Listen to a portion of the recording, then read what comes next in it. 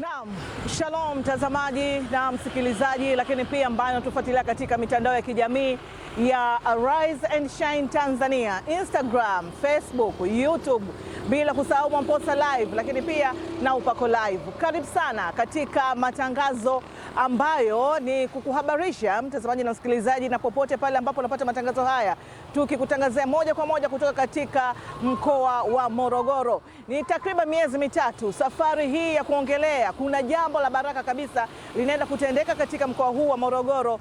Sasa inaenda kuwa hitimisho mtazamaji na msikilizaji, na hii yote ni kwa ajili tu ya mtumishi wa Mungu Mtume Boniface Mwamposa Bulldozer kuandaa kongamano kubwa, na hili ni kongamano la baraka sana la kufungua milango.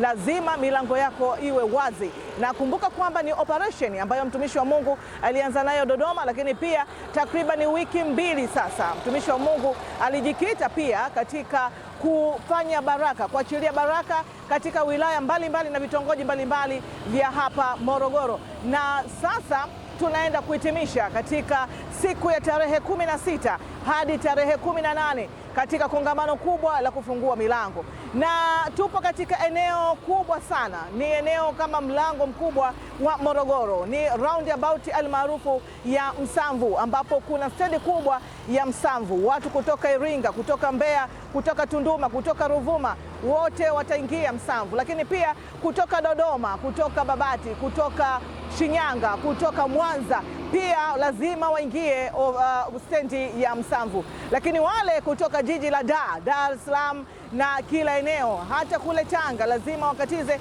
na kuingia katika eneo hili hapa la Msamvu. Ni eneo kubwa sana hasa kibiashara pia, lakini wakazi wa hapa wakiwa bado wana shauku la kumpokea mtumishi wa Mungu Mtume Boniface Mwamposa Bulldozer katika siku ya tarehe 16 mpaka tarehe 18 katika kongamano kubwa la kufungua malango.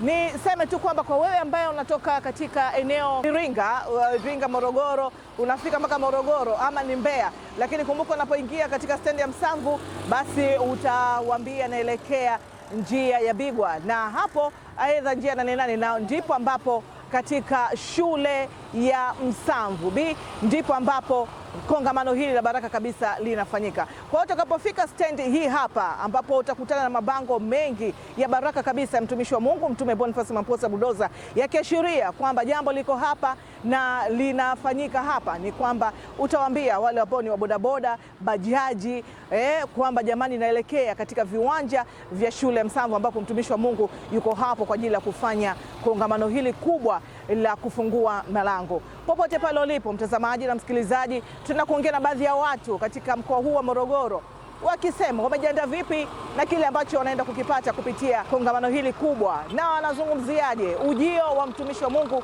Mtume Boniface Mwamposa hapa Morogoro. Karibu sana. Mimi ni Angela Macklin Mdoe nikishirikiana na crew nzima. Tupo kwa ajili ya kukuletea harakati za safari hii kuelekea tarehe 16 mpaka tarehe 18 hapa katika mkoa wa Morogoro. Karibu na Mungu akubariki sana.